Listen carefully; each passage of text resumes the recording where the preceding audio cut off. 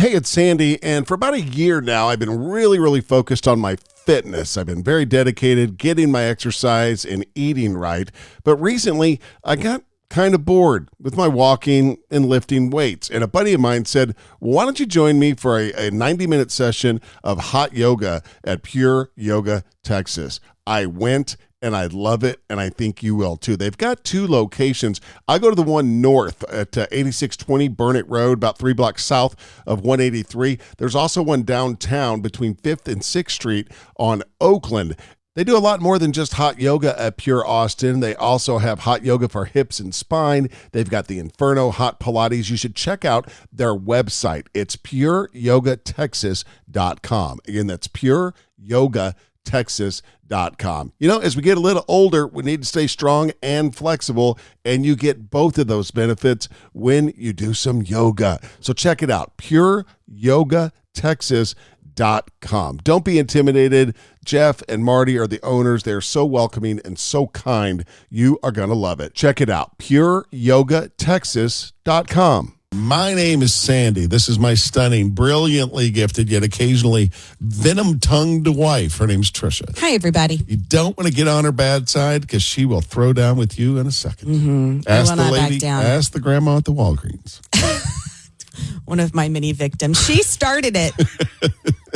All I'm saying is she started it. Favorite part of that story is the voice in your head that said, oh, so this is how we're going to do it. Yep. Yeah. There was a little switch that I was like, oh, this is how you want to do it. Yeah. All right. Uh-huh. All right. And I pushed my sleeves up and I went to town. Have you seen the video on social media?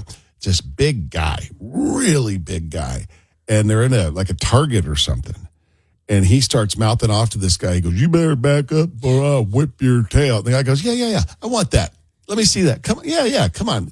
He goes, I want some of that. Let's see what you got. And the big guy was like, whoa. Yeah. You know what I mean? Because he's used to people backing off of him because of his size. Yeah. I also saw a video on social media. It's on a train somewhere, I think in the land of England. A guy was super mouthy to the lady taking the tickets because he didn't have a ticket. She was pushing him. He was all bowed up on her.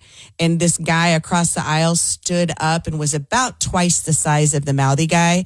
And the guy stopped in his tracks. And all the giant guy did was just walk towards him. And the mouthy guy just backed out of the car.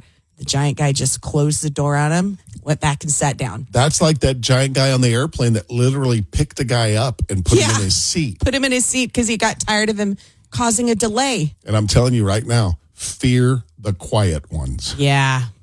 I'm serious. The one that shoots their mouth off is not the tough one. The one that doesn't say much, that's the tough one one. you look out for. Birthdays today, by the way, include Bridget Fonda, who is 62 years old and recently lost 75 pounds. I'm betting there was a shot involved with that, but good for her.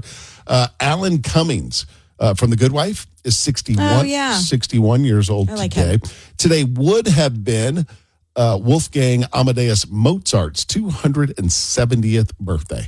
Wow. A long time ago. 270. Yeah. And the drummer from Pink Floyd, Nick Mason, is 82. It's hard to believe the dudes from Pink Floyd are 82. Mm-hmm. Wow. What's the first thing made you laugh, Trish? Okay, if my plate or my dish says not dishwasher safe, I simply whisper, you'll be okay. Just do your best in there. I am not. That's the equivalent of dry clean only. And I'm all, no, hey, do the best you can in there, friend. You know what scares me is, I don't know why, like a toxin thing or something, is making sure that things you microwave are microwave safe. You put it in the science oven. You got to make sure that the container doesn't melt all around it. I don't know. It just weirds me out. Plastics and stuff. Yeah. Our daughter brought takeout home from a store and was going to reheat it in the container. And I was like, I wouldn't do that. And she goes, well, it says microwave safe. And I was like, nah. I don't trust it. Yeah. Put it on a plate. I'm with you. Coming up on the show today, there is a thing that OCD people around the world are obsessed with, and I'm going to find out if Tricia is obsessed with it. Also, the story we love is coming up next. 103.1 Austin. It's as Austin as it gets. The JB and Sandy Show starts at 7 on 103.1 Austin's 80 station. Thanks for being with us. We appreciate it. My name's Sandy. This is Tricia over here. Hi. And we'd love for you to follow us on social media. Instagram is at The Sandy Show Official. Facebook is at The Sandy Show Radio. Tricia, what story do you got for everybody? All right. I like a conspiracy theory every once in a while. Most of the time, I'm like, that's nonsense. This one, Sandy, might actually have some legs, as you put it. A simple preseason NFL graphic that the season put out on the very first day of this season, back on September 4th, has conspiracy theorists saying, once again, NFL scripts who's going to the Super Bowl, like from day one. And here, Sandy, you have the picture pulled up? I'm looking at it. Okay, so this particular picture, it shows one player from each NFL team staring up at Levi Stadium, which is the home of the 49ers, which is where Super Bowl 60 will be held. 32 teams are in this photo, and the caption is something like, "We're back." Players like Patrick Mahomes, Saquon Barkley are in it. But if you look at the picture, in the far back of the picture, the row of drawn players who are standing closest to the stadium, Seattle Seahawks quarterback Sam Darnold and New England Patriots quarterback Drake May. Yeah, I'm looking at right there. I mean, wow. They are standing right next to each other, and they are the closest players standing at the stadium, looking at the stadium. And not only that, they're standing right next to each other. Right beside each other. There's nobody in between them. Yeah. Oh, man. Yeah. I mean, and this was, again, it came from the official NFL account. It's not something that somebody made. You can go check the NFL account and see this picture. This came out on September 4th, the first day of the season. Another interesting thing is the odds that the Seahawks would have made it to the Super Bowl, 60-1. The Patriots were 80-1, and it's the first time two teams have met in the Super Bowl, and both had higher than 50-1 preseason odds. Wow. I mean, that's amazing. With some of the officiating that's happened in the National Football League this year, it makes it easier and easier to buy into this conspiracy, is exactly what it is. But it is, the NFL's got to be going, you got to be kidding. Not again, because most of the time the conspiracy theory comes from the colors that they, whatever, like for instance, for the L and the X, which is 60, like a lot of times in the past, the colors of the two teams that ended up competing in the Super Bowl were the colors that the Roman letters were made out of. Right. But I mean, this is literally their names on their jerseys, their numbers in this picture. At the very, very, very front. Boy, it's fun to think about, but I don't think it's true. You know what I mean? I don't It's either, but fun. that's crazy. It's fun to kick around and think, but man, the NFL's like, you know what? We got to foolproof this next year. We're just going to put NFL on it. And next all year. black and white. It's No Super color. Bowl. Yeah, that's it. That's all we're going to do to shut everybody down. But it's good for buzz, you know? I mean, like the Super Bowl needs any extra buzz. It's coming up a week from Sunday. More coming up. 1031austin.com. They call it Perfect February, the Perfect February calendar. Now, those of you that don't know, Tricia is we joke, OCD. You're really not like crazy. Some people can't even function with their OCD. I'm just a neat freak. My anxiety level is directly tied to the level of clutter in my surroundings. Right. And it's kind of rubbing off on me, too. Good. But people like you all over the world are freaking out over, again, what is called the Perfect February calendar. So here's what it is. They say it's very rare, with exactly 4 full weeks that start on Sunday and end on Saturday. It creates a clean, rectangular calendar.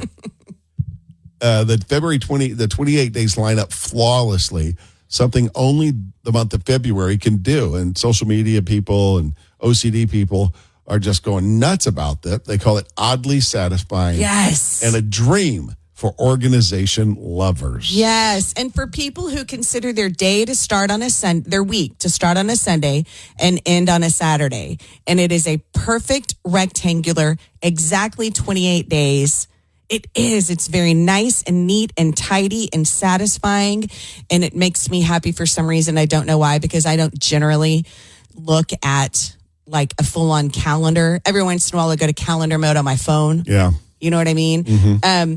but also because my birthday's in February. That's why I'm happy about this as well. Oh, what day of the week is your birthday? Oh, let's look. I mean, if it starts on... It's quick, On a Thursday. A Thursday. A Thursday. By the way, for people that start their weeks on Sunday, February won't line up like this perfectly again until 2037, if you're keeping track. So this is something that would never in a million years would it even dawn on me looking at a calendar to go, oh, it's a perfect rectangle. But I mean, again, February's the only month that possibly could do this. It's not a leap year, so there's not a 29th in there. Right. This won't happen again until 2037. It's kind of cool when you think about it in that kind of a context. Yeah, you're super into numbers and meanings and I stuff. have this weird thing about remembering dates. I'm obsessed with license plates, numbers.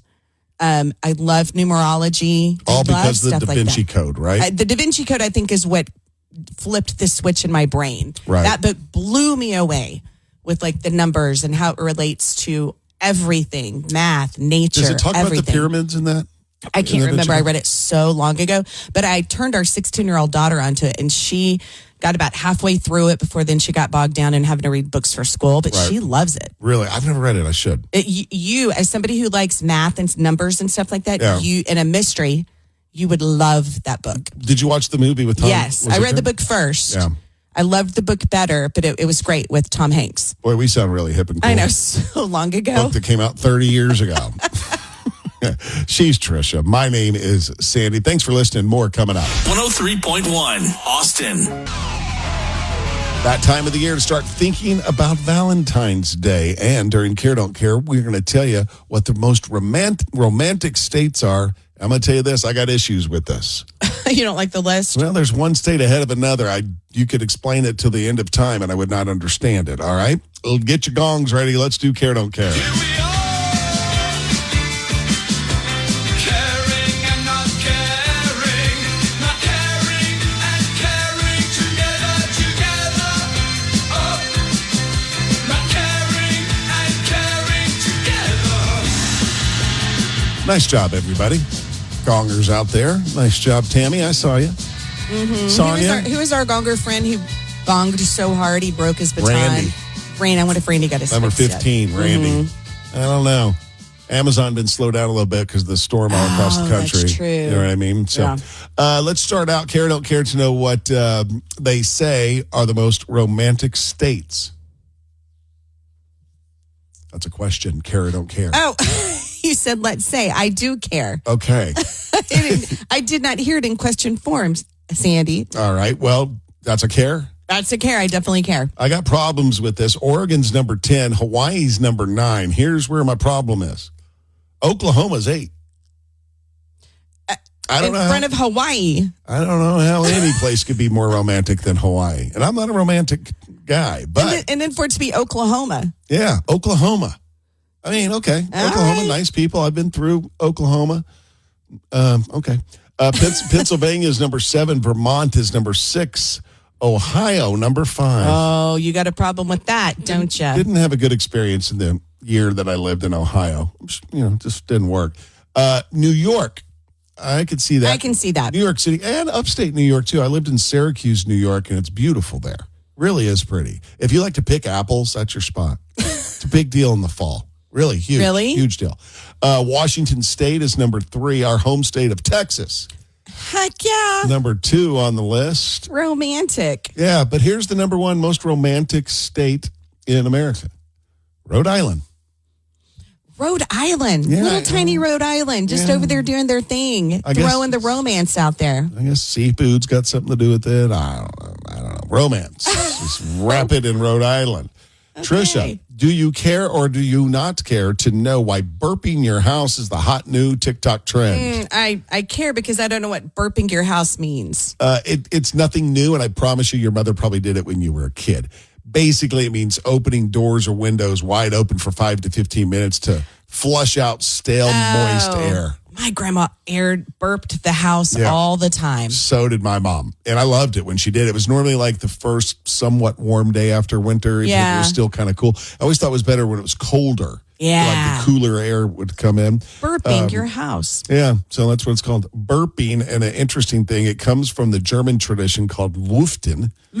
which means airing out your home. Okay. Finally, do you care or don't care to know what people found when they investigated a condemned house in Rocky Point on Long Island? Oh, yeah. I definitely care. Oh, I hope it's scary. It's gross. They found they have a bunch of domesticated pet rats that were discovered in the house, and they've got to find homes for them. More than 450 have been rescued. 450 rats. They're in the walls. They say they're everywhere. They're calling a condemned empty building that is infested with rats, and they're in the walls as They say they're domesticated. Yeah, these are rats. They also found they seem more concerned about the rats than they do the child that was found to be living in the house. Oh my gosh. More than 200 have been fostered or adopted so far. What? Yeah. People are fostering and adopting rats. Like, they say they make good pets, really. I know. We had a neighbor once that had a rat as a pet. Mm-hmm. I mean, if you can get over the fact that it's the tail. The tail is what I had a problem with, but it was very sweet. One of our other friends, his daughter had a pet rat and said they're super smart. But these are in a condemned building in a wall. This is a rat. People in New York are doing nothing but trying. They hired a rat czar to kill the rats. These people are adopting them out. Yeah. Gross. That's weird. I mean, what are you doing? I don't know what you do. I don't know. That's really weird. Well, that's it. Do us a solid and copy and paste the link to this episode and send it to a friend or two. Thanks for listening. That is Care Don't Care. More coming up. 1031austin.com.